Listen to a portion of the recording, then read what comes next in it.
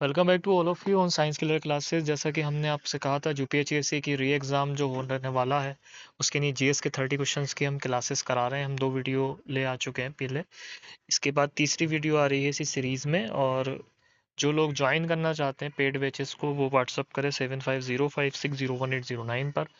और आपको पूरी तरीके से डीएसएसबी और जितने भी टीचिंग एग्ज़ाम हैं, CTET, NET, NEET, SSC, railway, group D, UPSI, UP home guard, इन सारी की तैयारी हमारे चैनल पर आप कर सकते हैं। तो ज़्यादा से ज़्यादा जो पहली बार आए हैं सब्सक्राइब करें, शेयर करें। तो शुरू करते हैं आज की क्लास। पहला क्वेश्चन है आपकी स्क्रीन पर, थोड़ा सा। संविधान के किस अनुच्छेद के अंतर्गत वित्त आयोग का गठन होता है? ए 260, बी 262, सी 280 और डी 300। तो संविधान के किस अनुच्छेद के अंतर्गत वित्त आयोग का गठन होता है?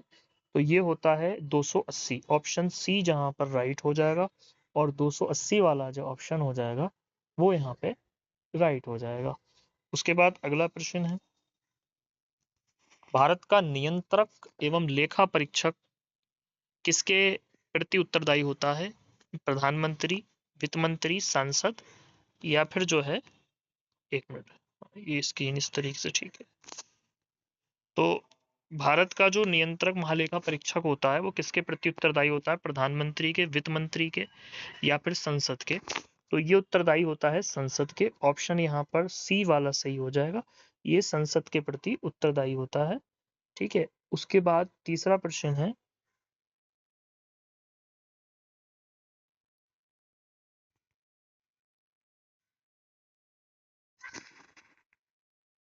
निम्नलिखित में से कौन सा युग्म सही नहीं है? ए अजंता बौद्ध गुफाएं, बी एलोरा जैन गुफाएं, सी नासिक बौद्ध गुफाएं, डी बादामी चालुक्य स्थापत्य।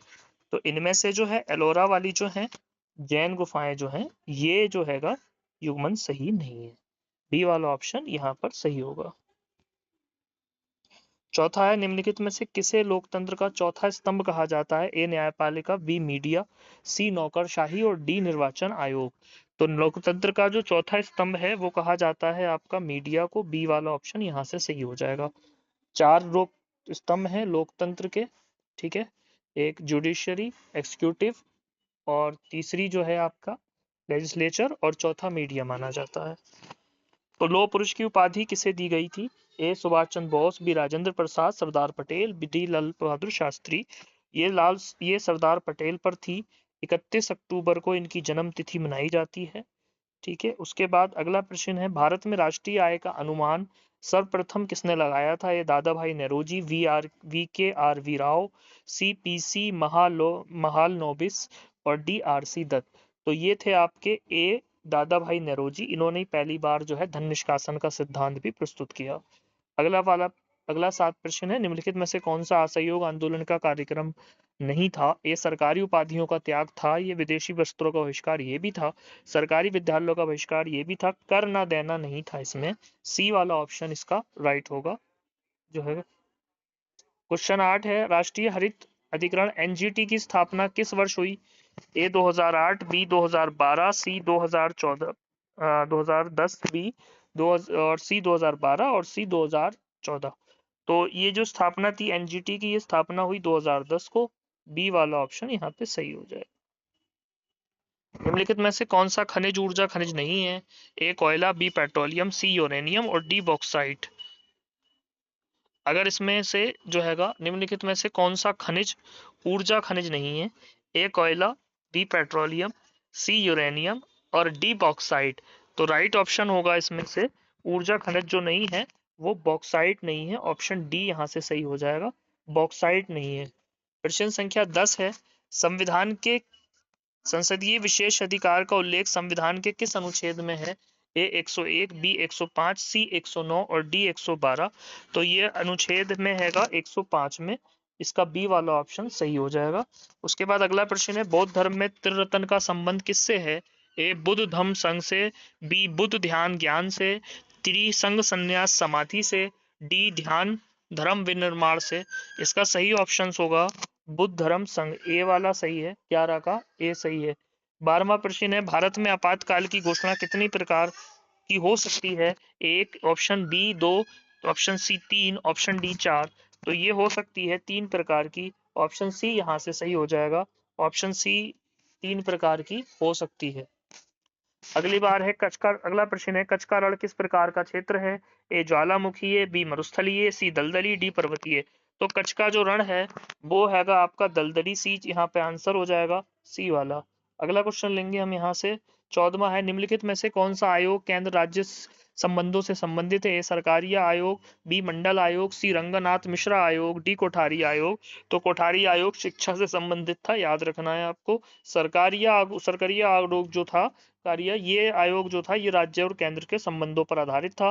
तो ऑप्शन ए यहाँ से सही हो जाएगा। मुद्रा योजना का उद्देश्य क्या है? ए कृषि ऋण, बी स्टार्टअप फंडिंग, सी सूक्ष्म ऋण उपलब्ध कराना, डी शिक्षा ऋण। तो सही ऑप्शन होगा इसका सूक्ष्म ऋण उपलब्ध कराना, ऑप्शन सी यहाँ से सही हो जाएगा। ठीक है, उसके बाद 16 क्वेश्चन है, गदर पार्टी की स्थापना कहाँ हुई थी? लाला हरदयाल ने ये स्थापना की थी। ए भारत में, बी इंग्लैंड में, सी अमेरिका में, डी जापान में। ऑप्शन जो होगा आपका सी सही होगा, अमेरिका में हुई थी गदर पार्टी की स्थापना लाला हरदयाल ने, सैन फ्रांसिस्को में। ठीक है, और भारत का सबसे लंबा राष्ट्रीय मार्ग NH-44 किन राज्यों से गुजरता है? केवल उत्तर भारत, उत्तर से दक्षिण भारत, सी पूर्व से पश्चिम भारत, केवल दक्षिण भारत। सही उत्तर हो जाएगा उत्तर से दक्षिण भारत, ऑप्शन बी यहाँ से सही हो जाएगा। ऑप्शन बी यहाँ से सही है। क्वेश्चन अगला है 18वां, 2011 की जनसंख्या के अनुसार भारत का सर्वाधिक जनसंख्या वाला राज्य कौन सा था? महाराष्ट्र, बिहार, उत्तर प्रदेश।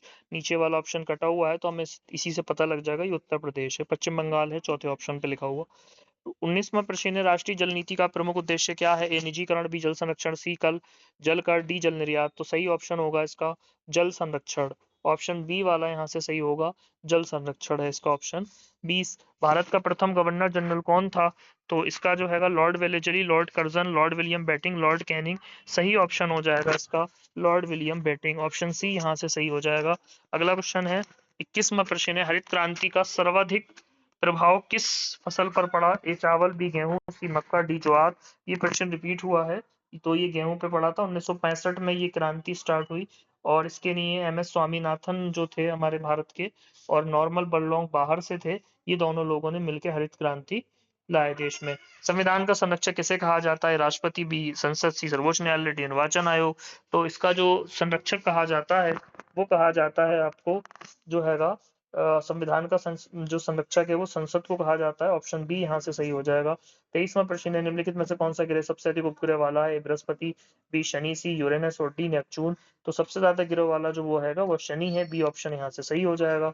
उसके बाद अगला प्रश्न है, राष्ट्रीय एकता दिवस कब मनाया जाता है? 26 जनवरी, बी 15 अगस्त, सी 31 अक्टूबर और डी 2 अक्टूबर। तो 31 अक्टूबर को मनाया जाता है राष्ट्रीय एकता दिवस।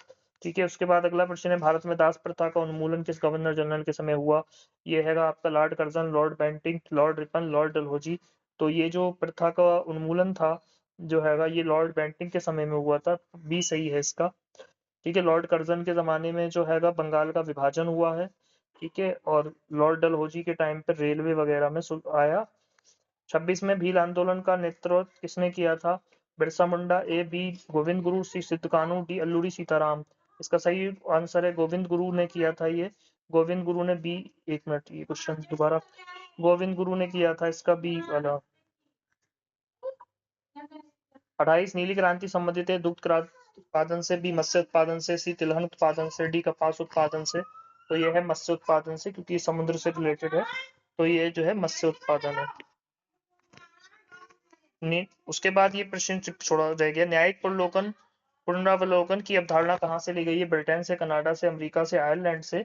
तो ये ली गई है आपकी अमेरिका से, सी वाला ऑप्शन यहाँ पे सही है।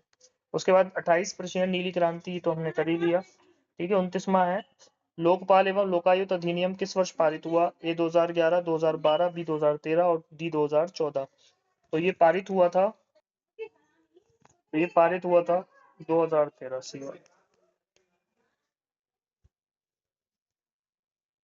सब्सक्राइब करें, ये थे 30 क्वेश्चन जो जीएस के हम लेकर आए थे यूपीएससी री एग्जाम के लिए, बहुत इंपॉर्टेंट है। जुड़े रहिए चैनल के साथ, पहली बार आए हैं तो उसे सब्सक्राइब कर ले, शेयर कीजिए। Thank you very much to watch full video.